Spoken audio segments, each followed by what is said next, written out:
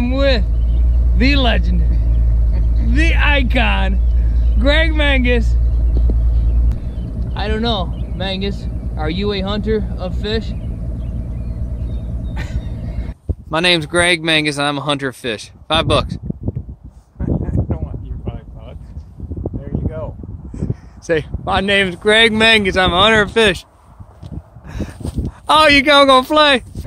He don't know. Here's the deal. Well, let's get a deal. We are as April 22nd. We're somewhere in the Midwest. I'm not telling you where. We're somewhere in the Midwest, and spring has been abnormal, to say the least. Early February, the ice melted. Fishing with hot was fantastic. And over 2 months later, and the water's barely gone up 10 degrees since then. So it's been a really odd year as far as spring goes. Now, with that said, water temperature is 47.5 degrees right now here at 8:30 in the morning. Greg, what's the fishing going to be like today? Hopefully it's going to be awesome. Hopefully. Here's what you're seeing right now. New hotness. Well, no. Old and busted. New hotness, old and busted. We're going to see what happens. My strategy is pretty simple.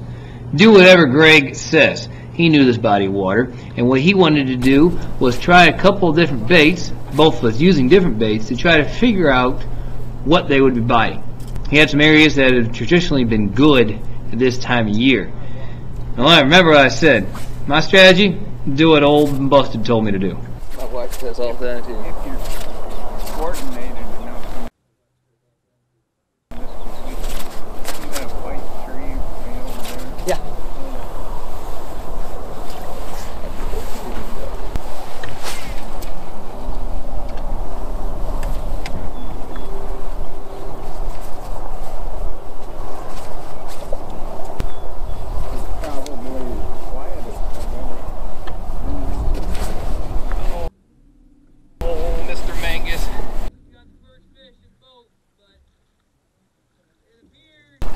I don't want to tell you who's got the first fish in the boat, but it appears.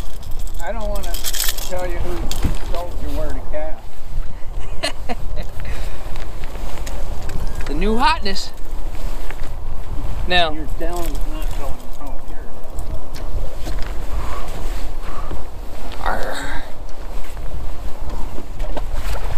Hey, What happened? Uh-oh. be a little bit nicer with those fish. Oh, I thought you had one there.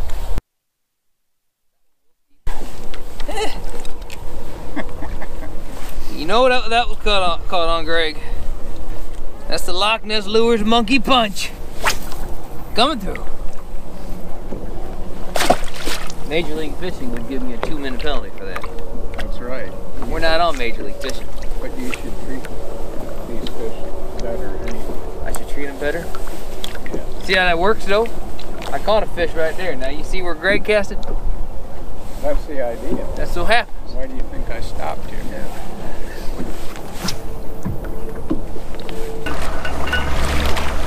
When Andy Buss outfishes me, what is it? Hey, you know, it's taking over getting line, buddy. This is probably the most amazing part in my entire day with Greg, is what he's doing here. He's looking for bluegills and fish up in between 1 and 3 foot of water. He's just scanning for them. And he tells me later in the day they will be up shallow and we will catch them. And we do return later and we catch them. In the meantime, we struggle. We caught a total of 4 fish before noon when we came back to that shallow area that Greg had predicted. So we've spent a lot of time trying different baits.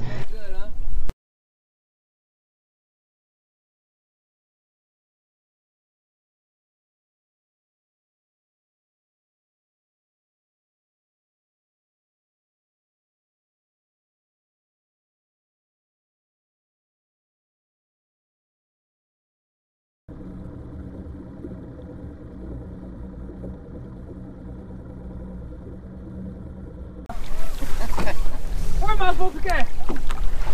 What do you mean, where you got? Oh, this direction. I need to teach you something about fishing. Please tell me. I need to learn. When you're fishing a tube, Yeah. there's nothing on light line. You want to position yourself upwind from your target. And you should make your presentations exactly downwind. You know why that is? It's facing the wind. The fish up. No. No.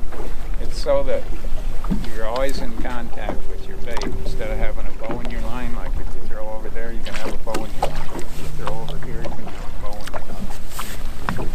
But if you position yourself, I still have it. So the wind's right in our backs right now. So you want to cast that way? Yeah, you want to make your presentation basically straight downwind. That way you'll be more in contact with your bait. Plus you can make longer casts. Or you could position yourself to throw straight upwind. So either upwind or straight downwind. Is that correct? That's what I believe, because you're going to feel your bites better. You're not going to have the bow in your line. Your bait's going to stay on the bottom. Now, in a case like this, maybe with a big bow in your line, Andy, when you're suspended, your bait's way up off the bottom, you might catch them. There are no rules with fishing, are there? Nope.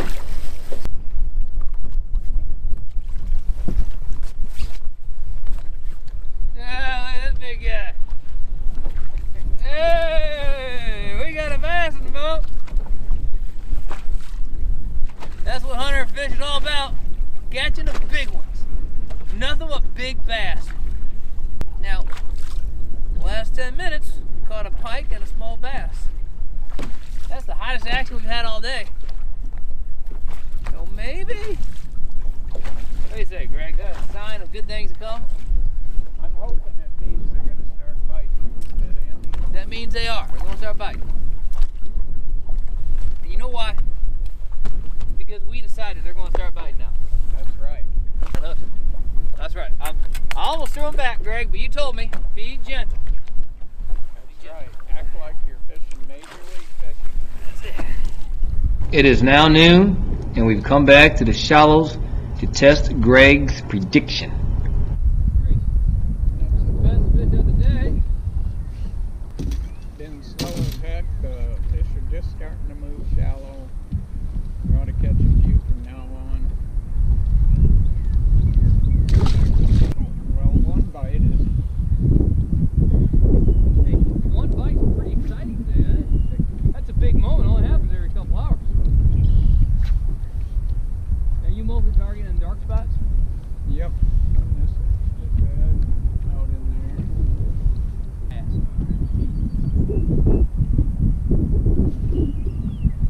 There's Greg. Oh yeah, another big boy. Woo!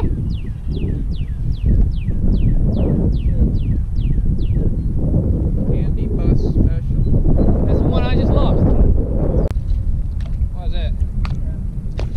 Oh, buddy. Watch the monkey punch pull this sucker.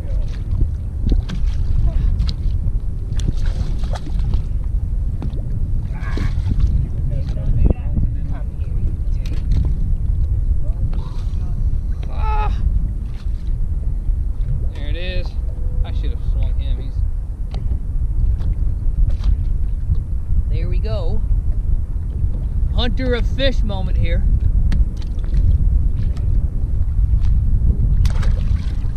Rolling on nothing. Rolling out. You know why I caught that fish? What's that? You know why I caught that fish? Because Greg taught me today you always blow into the wind or with the wind, never in between. And I made a couple casts that were the opposite of that, didn't catch anything. That way I cast, that time I cast right into the wind. Fish! You know any better, you think Greg's done this one twice.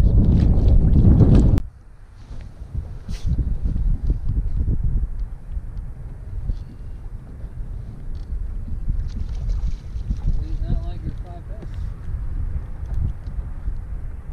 But he is another victim of the monkey punch. So here's where I look like a total bonehead of a videographer. The best fish I'd hooked, or either of us had hooked up to this point in time, was right now. And here I thought I'd turn on 2 cameras to capture the moment. And in fact, what I did was turn off the first camera, and this camera here, I still don't understand, but it turned off. His fish weighed about 3.5 pounds. There I am holding the picture of that fish. But it gets worse, because Mangus himself hooks a 4.5 pounder, which you see caught here on my phone, and the fish jumped beautifully in front of the camera, and it didn't get it recorded. So the best catches of the day, this bonehead, Anti-Bust, the new hotness, failed you. It's no secret I've always liked chatterbaits, but this 9K Elite Lures chatterbug, holy cow, these things are the real deal. Check out my video on Lake Maxicogee last weekend. That chatterbug is also what caught my 3.5 pounder a few moments ago.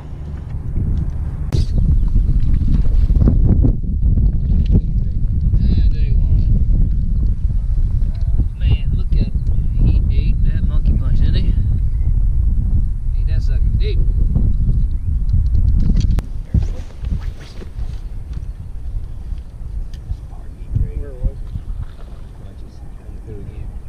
You seen this? The afternoon bite really picked up, especially throwing monkey punch baits and other soft plastics on 1/4 ounce or 3/16 ounce weights in less than 3 foot of water.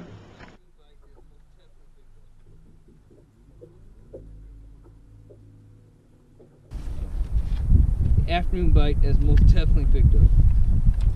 But he's not very big. He's got some big ones.